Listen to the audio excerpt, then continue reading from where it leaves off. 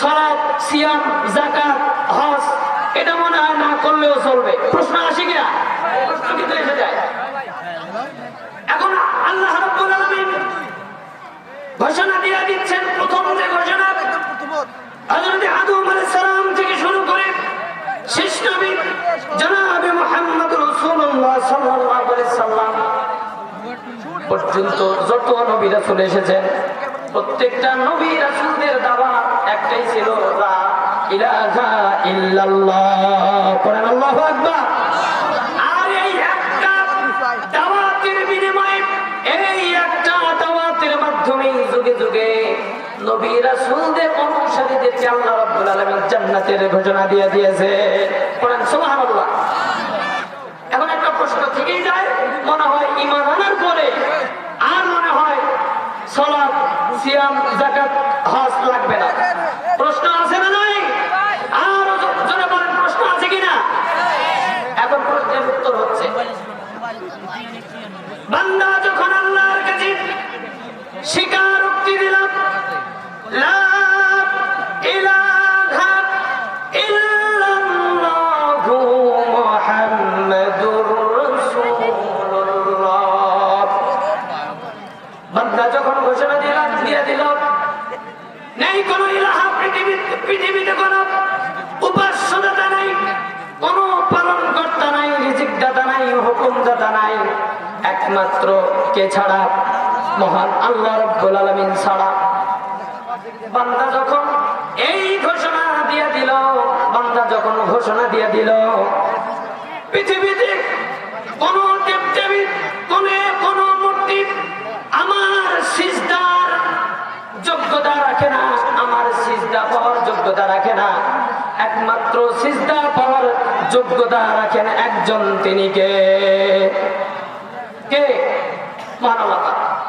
বান্দা যখন ঘোষণা দিয়ে দিল নেই কোন ইলাহা, উপাস্যদাতা মহান আল্লাহ ছাড়া, এরপরে আল্লাহ রাব্বুল আলামিন ওই বান্দাকে চারটা শর্ত আরোপ করলো। শর্ত কয়টা?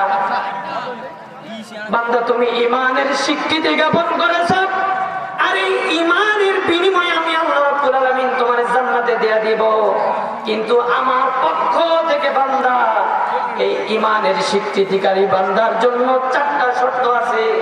বান্দা এই লা ইলাহা ইল্লাল্লাহু মুহাম্মাদুর রাসূলুল্লাহ মুখে বলার পরে বান্দা যখন যদি এই চারটা শর্ত যদি বান্দা পূরণ করতে পারে, আর কোনো সন্দেহ নাই, আর কোনো সন্দেহ নাই, আমি আল্লাহ রাব্বুল আলামিন ওই বান্দাকে জান্নাতের মেহমান বানায় দিব।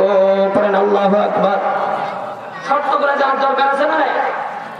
এখন আপাতত মনে রাখেন যে ঈমান আনলেই জান্নাত, ঈমান আনলেই কি? জান্নাত। আপাতত এটাই মনে রাখেন যে ঈমান আনলেই জান্নাত।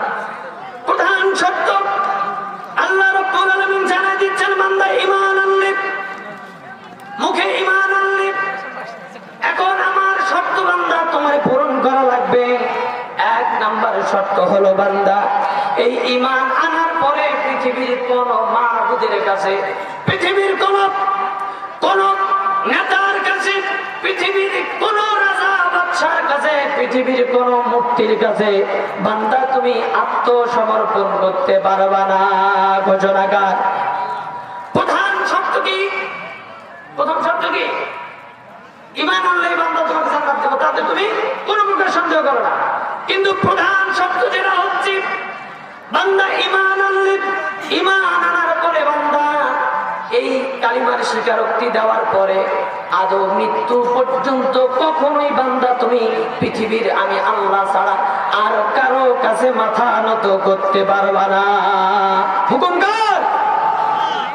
এবার আসেন আল্লাহ রাব্বুল আলামিন বলছেন, ওয়া আনিবু ইলা রাব্বিকুম ওয়া আসলিমু লাহু মিন ক্বাবলি আইয়াতিয়াকুমুল আযাবু সুম্মা লা তুনসারুন। জোরে পড়েন আল্লাহু আকবার।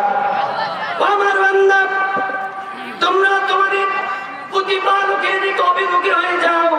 ও বান্দা, তুমি ঈমান আনলে, এরপরে আমার প্রথম ঘোষণা হচ্ছে বান্দা, যখনই তুমি ঈমান আনলে, আমাকে সৃষ্টিকর্তা, রিজিকদাতা, পালনকর্তা, হুকুমদাতা সবকিছুর স্বীকারোক্তি দিলে, ঘোষণা দিলে, এরপরে তোমার প্রথম কাজ হচ্ছে এই ঘোষণা দেওয়ার পরে পরে আল্লাহর অভিমুখী হয়ে যাওয়া।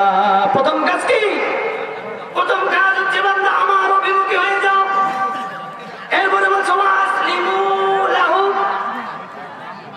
এবং আল্লাহর কাছে সারেন্ডার করো, আত্মসমর্পণ করো। বান্দা তুমি এতদিনে তোমার নেতার আনুগত্য করতে, নেতার প্রতিনিধিত্ব অনুসরণ করতে, মূর্তি পূজা করতে, দেবদেবীর পূজা করতে, তোমার নেতার হুকুম অনুযায়ী চলতে।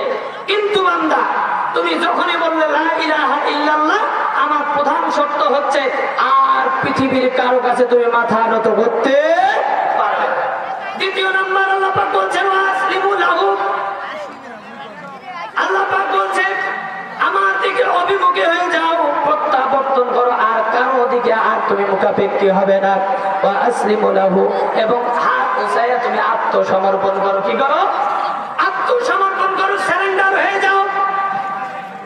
আল্লাহ পৃথিবীর কোন রাজা, বাদশা, শাসক, ম্যাজিস্ট্রেট, কোন ক্ষমতাসীনকে আমি মানি না, একমাত্র মহান রব্বুল আলামিন ছাড়া। আমি আল্লাহ রব্বুল আলামিন সকল নেতার পিছু বাদ দিয়া আমি আল্লাহ রব্বুল আলামিনের দিকে প্রত্যাবর্তন করলাম। আর আমি আল্লাহ রব্বুল আলামিন আমার জীবনের সকল ইচ্ছা, সকল আকাঙ্ক্ষা আপনি মহান রব্বুল আলামিনের দরবারে সুপর্দ করে দিলাম। পড়েন না আল্লাহু আকবার।